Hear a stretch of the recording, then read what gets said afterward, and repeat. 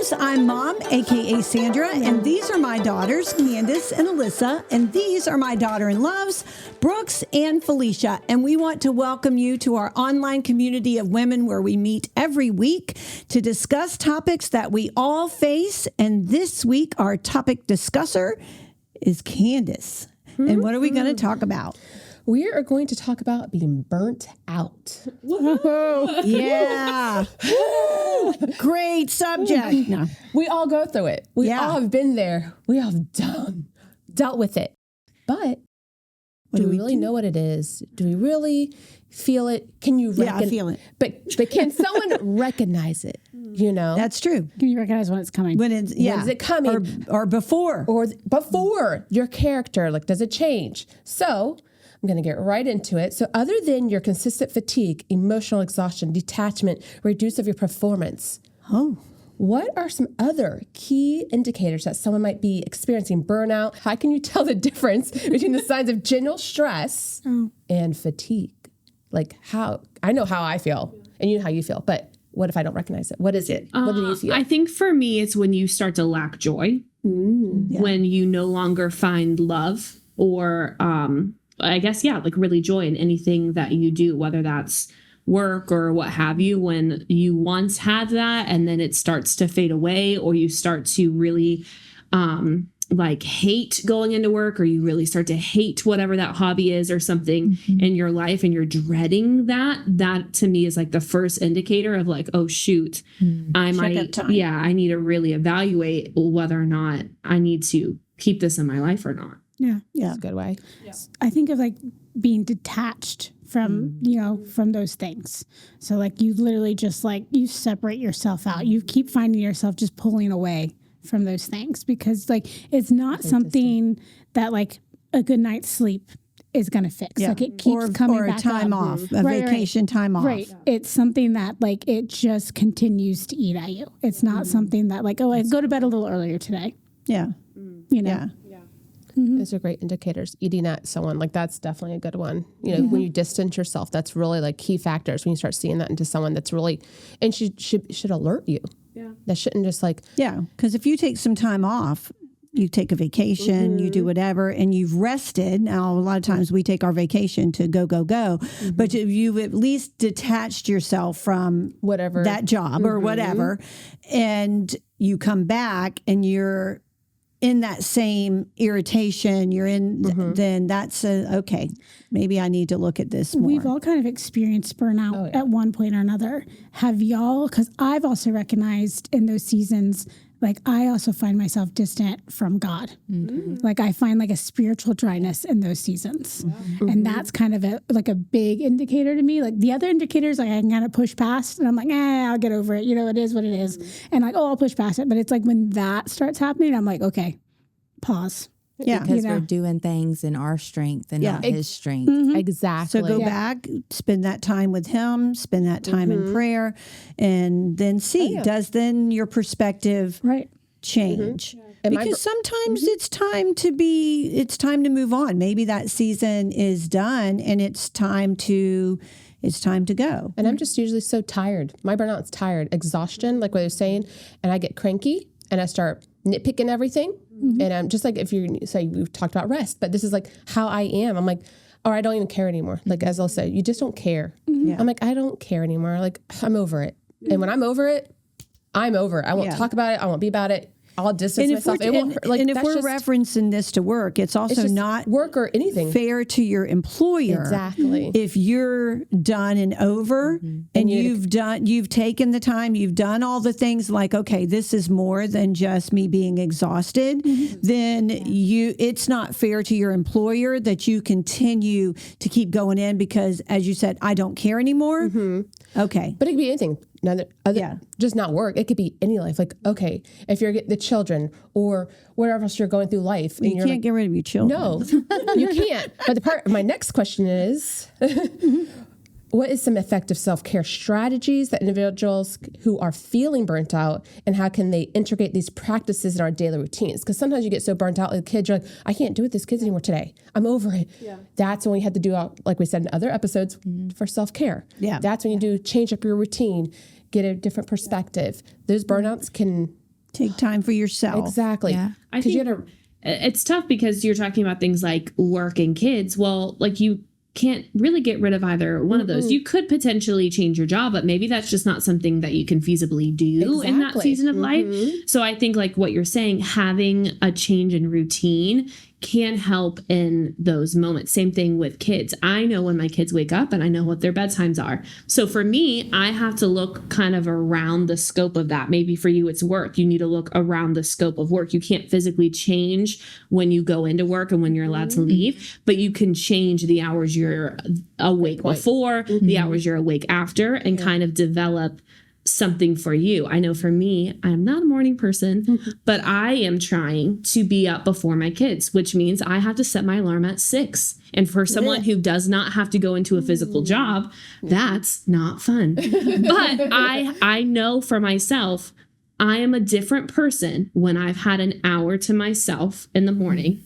And it doesn't even have to be productive. It doesn't have to be, oh, I'm working out and reading my Bible. It could be, I'm going to wake up and have some coffee and watch whatever I want to watch, or Just read sit what still. I want to, and just not have the noise. I'm a different mom when I do that than I'm awake because the kids are crying in the room and I need to get up and just start right away. So maybe that's you, or maybe it is a work thing and you're like, I struggle with being to work on time, or I hate how long I'm there, or I'm struggling. So maybe it's developing a morning routine or even a night routine if you're like me and you'd rather be up at night anyway. That is that self-care to help you in those seasons of burnout and rut. Right. I wrote some things too on that for just so everyone, set boundaries, like you said, about limit your work hours, maybe talk to your boss about that, prioritize your sleep. Like that can be big, ensuring to get enough rest, a quality of sleep, engaging from physical activity. Maybe like Flea likes to go on a run now, and like maybe do something totally different that doesn't burn you out, that you find that joy again, like we were talking about before. And then just mindful and relaxation, like we were talking about before. Like those are some key things that can really affect the strategies of self-care in a different kind of way. Yeah. I think also sometimes we need to talk about it. Like just a little bit.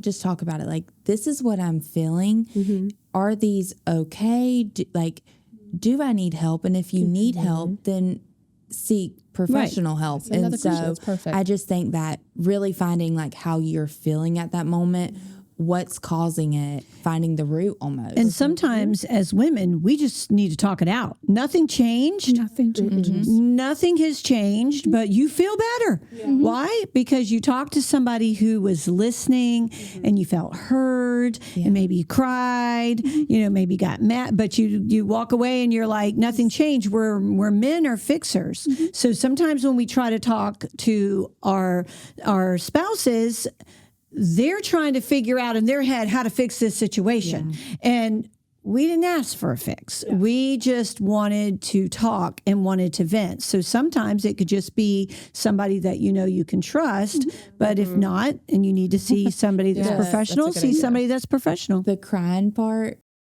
I went through just a small season of when I just felt like overwhelmed and everything. And I remember I was like, I'm not going to church today. I don't feel well. I just want to be at my home by myself. Mom's like, okay, you just need to cry. Put on a movie to make you cry. So Mom didn't tell me to put on a romantic love story, happy movie. I thought about it later, but you didn't see the text. No, I put on Jeremy Camp's movie about his wife. I'm sobbing. I'm like, I meant a happy cry. You need a happy cry. A happy Literally, cry. I'm sitting on the couch. Everybody's at church. I'm watching this movie with ice cream, crying, and I'm like, this is not helping me. No, of course not. But then, Mom, what you were saying about talking it through, but sometimes I found I was on the verge of a burnout recently, and literally I had done my cry at work. I had gone through it all, and I got home. I was still frustrated with things, but I had to vent to my spouse. And even though men are fixers, but guess what? He fixed it. You know what I mean? And that's what I needed in that season. You know what I mean? It was like an immediate thing. All of a sudden, I can see the two of them, my son and Brandon, in the other room whispering about what needed to now be done. So that I could take a step. Isn't it funny how that's saying about you can't see the forest because of the trees? It's so true, because when you're in the middle of it, you cannot see a way out. But then somebody else can be looking and going, this is so obvious what they need to do. So having somebody else's perspective. So sometimes it's both. It just depends on what you need. Yeah. So awesome. Those are great ones. I talk to Colby and I tell him, okay, I don't need the input. I just need you to listen to me. Like I feel bad. I'm like, I just want you to hear me out. Just make sure I'm not sounding like I'm a crazy person. Or I just want to talk to say somebody. It out and nothing to fix. Just listen. Yeah. And just tell me it's going to be okay. And it's hard for them because they are fixers. Even though Brandon listened, what did he go do? He went to go try and fix because men want to fix. And I think their frustration happens. Sometimes I interpret when I say things to Dad that he's angry about my situation. And I've had to realize he's not angry about my situation. He's frustrated that I'm so upset that he can't fix it. When I don't necessarily need him to fix it. I just need him to tell me it's okay. If you want to cry about this, we'll cry about this. It's fine. And that's hard for men to do. So men, sometimes she doesn't need a fixer. Sometimes she just needs you to listen. But sometimes she does want you to be the fixer. And I think too, like we're talking about all these self-care things that help with, to either prevent or get us out of a season of burnout. But I think a lot of times what puts us in burnout is that we're so trying to help other people and help. We've overloaded. So when we talk about self-care, immediately it's like, no, I can't do that because that's selfish. So we need to go back to the episode that we talked about. Rest. Yes. Right. Yeah. So just remembering that in that season, that self-care isn't selfish. And in those seasons of burnout. I think that's what we think as a society, that self-care is selfish. And it's not. Self-care is exactly what it says it is. You are taking care of yourself. You're making yourself feel better about yourself, whether that means I need to go for a run, or I need to get my nails done, or I need to do whatever it is that you need to do, or I just need you all to stop talking to me and just let me go be alone. Exactly. So whatever that looks like for you, and I encourage you, go back and watch, if you haven't seen it, or watch it again, the episode where we talked about rest, because that, when we're feeling that, a lot of times it's just because we haven't slept, done self-care, haven't, we needed to just vent and have somebody else see a perspective. Or we've forgotten our passion and whatever that task is. Yeah. There was something like if you took that job, there was something there that ignited your passion in it. And you've done it repetitively over so much. You've loaded other tasks on top of it.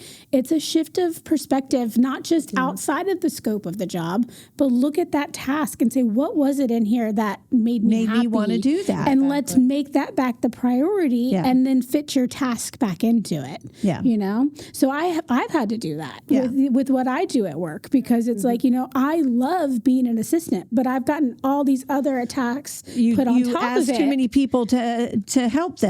Yeah. Exactly. Problem solved. Yeah. Well, I definitely want to get back to Felisha made a good point in her conversation about seeking professional responsibilities in self-care. Obviously, I'm talking about how to catch this ahead of time before you fall down a rabbit hole, because burnout can go through so many different outlets, and also trying to recognize, and maybe, another question you should ask yourself is, does your partner know when you become burnout, that they can recognize it or not? Because that's, I think, a conversation to have. Like, I feel like when I get angry and snippy and snappy, you might want to check me, like, are you tired? Are you burnt out? What's going on? Like, well, y'all are also newlyweds. Exactly. So he hasn't learned all of those things yet. Y'all haven't learned all of those things. You'll get to know. Right. So, and the same thing with you, of recognizing, like, when hey, he's what's tired, or going like, okay, on? You need to have, are you not sleeping enough? Do you need a moment? Do we need a moment? What is it that's going on? That's what, definitely trying to recognize that. Yeah. That's the whole thing of this also. So going back to the professionalism, how can we balance professional responsibilities with self-care to prevent or manage burnout, especially what we're doing now, but how do you do it in like a work environment, but also when should you seek professional help? Because we always talk about maybe nobody else can help. Like, we've done the family. I think that when you have done all of these things that we've talked about and you're still not there and you feel like I just need to talk to someone.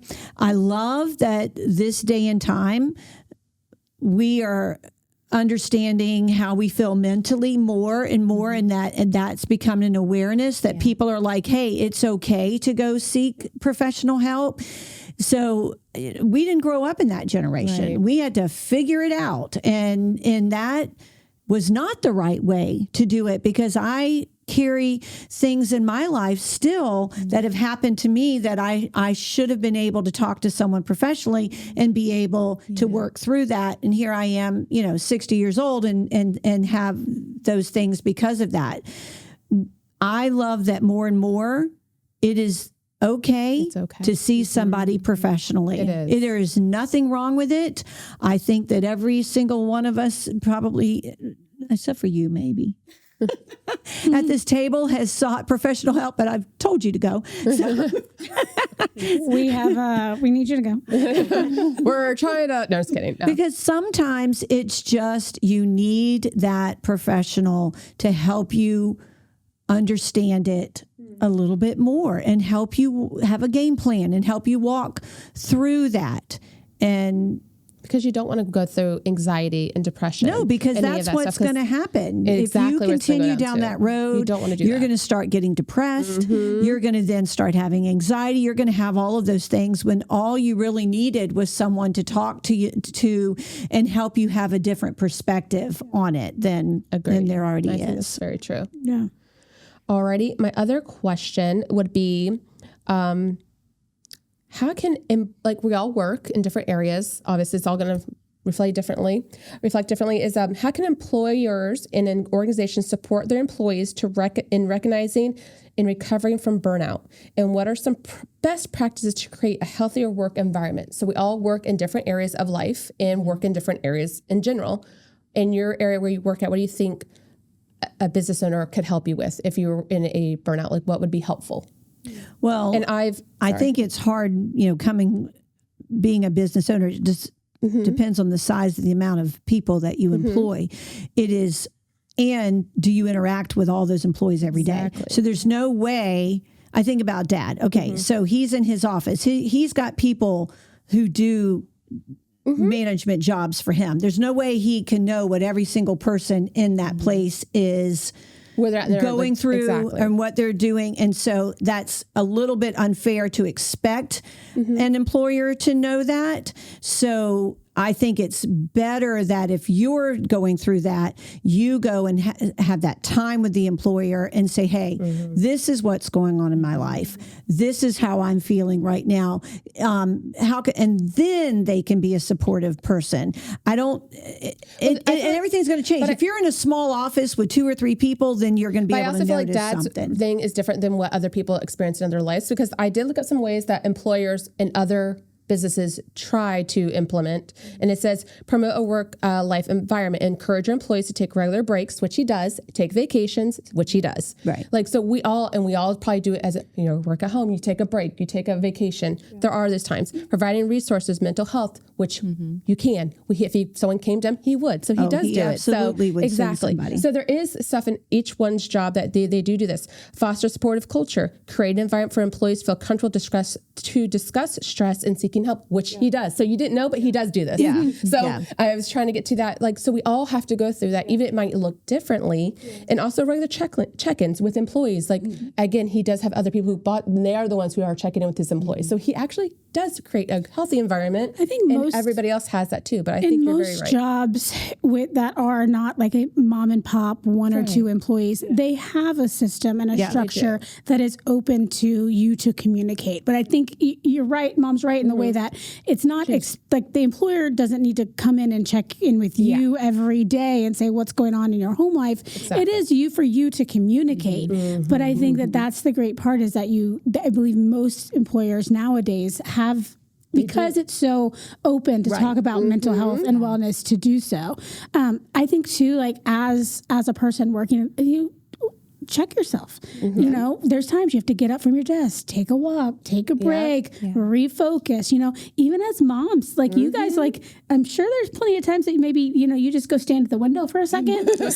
We call them coffee runs, and they feel great. They are in the back seat. The music is loud enough that I can't hear all the questions. And we go to Starbucks, and it is a nice, like, 20 minutes going there, ordering, and coming home, where I was like, oh, yeah. But that helps. See, that's exactly what that's what we're saying. That's how you cope. It is. I think too, like even working in offices and stuff like that, whatever it is, maybe that just kind of brings you joy, whether it's like, I've decided I'm going to have a plant at my desk, or I'm going to have this candle if you're allowed, like just small things that are like, they just kind of set the vibe, the mood. Maybe it is an afternoon. I'm going to go walk over to the coffee station and get my coffee, and I'm going to sit and I'm just going to, like, there are definitely moments, but I think too, going back to the employer thing, if you're someone that you're like, I need a culture around me, think about that when you are interviewing places. That might be something that you really need. I know Dale's previous job, when we were living in Lakeland, he worked at Southeastern University, and they have a close-knit culture where they are constantly checking in with one another,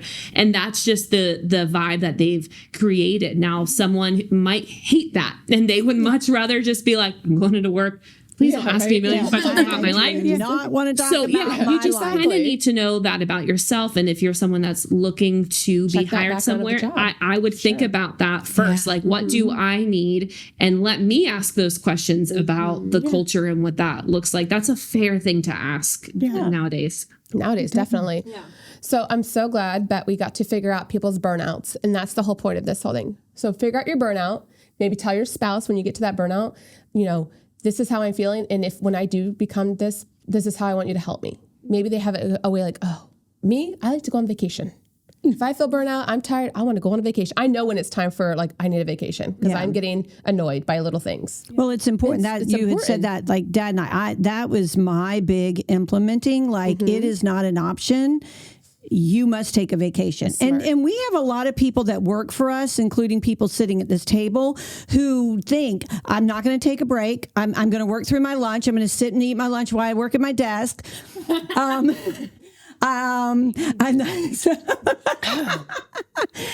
So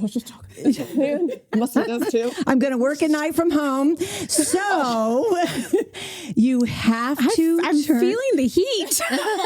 I'm just drinking a lot of tea.